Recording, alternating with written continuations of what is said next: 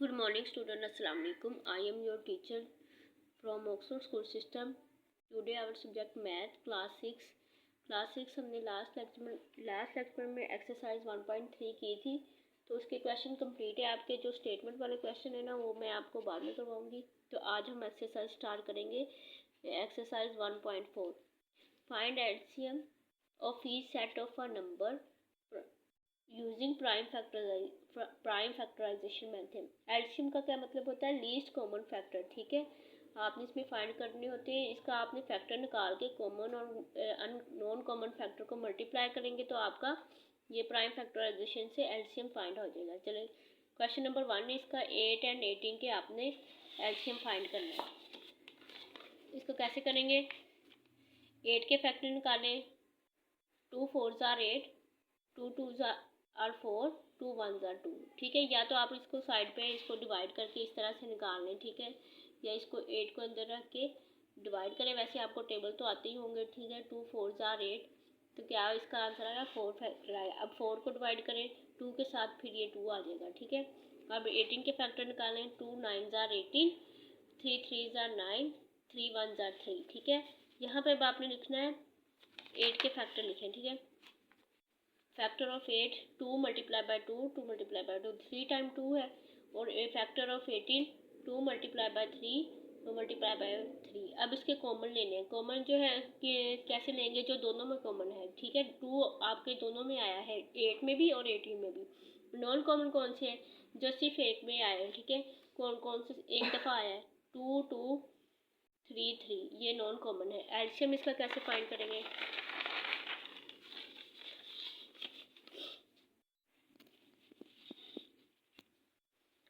LCM common factor multiply by non common factor. Common factor हमारे पास क्या था? 2, और नॉन कॉमन कौन से थे? 2 multiply by 2 multiply by 3 multiply by 3।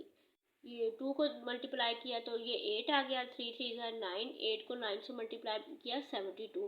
72 आपका फर्स्ट क्वेश्चन नंबर 1 का फर्स्ट पार्ट का आंसर आ गया। ठीक है, अब इसका मैंने सेकंड पार्ट आपने खुद करना है, लेकिन थर्ड पार्ट में इसका करवा देती हूँ क्योंकि इसमें 3 रकमे हैं। ठीक है, 20 90 180। इसका एलसीएम कैसे फाइंड करेंगे? पहले 20 के फैक्टर, फिर 90 के फैक्टर, फिर 180 के।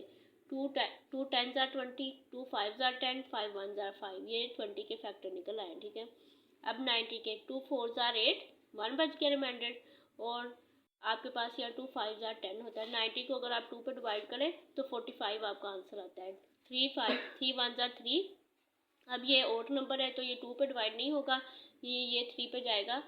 ठीक है, 3 1 जार 3, 1 बच गया और 15 बन गया। 3 5 जार 15, 45 को आप 3 पे डिवाइड करो तो आपको आंसर क्या आता है? 15। 3 5 जार 15, 5 1 जार 5।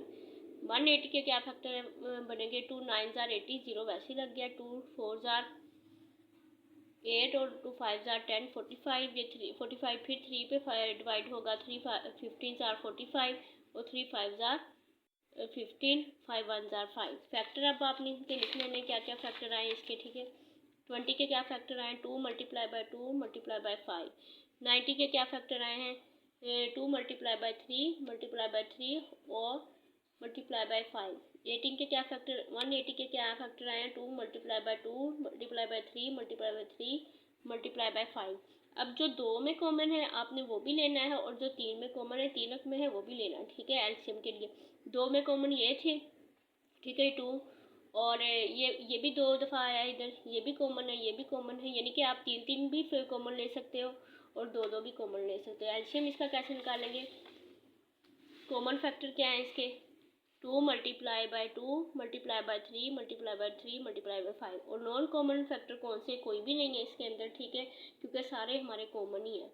तो एलसीएम क्या लेंगे? इनको मल्टीप्लाई करेंगे। 2 2 जार 4, 3 3 जार 9 और 5 ऐसे ही आ गया।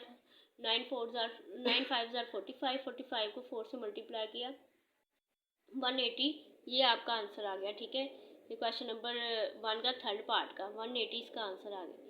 ठीक है, इसका क्वेश्चन नंबर आपकी डायरी क्या है? क्वेश्चन नंबर 2 का आपने जो पार्ट अपनी नीट कापियों पे ये आपने प्रैक्टिस करनी है, जो मैंने अभी आपको समझाए हैं। ठीक है, इसकी आपने प्रैक्टिस करनी है, और जो नेक्स्ट आपने अपनी नोटबुक पे काम करना है पार्ट 2 4 और 5। ये आपने अपनी नोटबुक पे राइट करना है, ठीक है, आज की डेट लगा के उसको प्लान करके, ठीक है, अच्छे से काम करना है।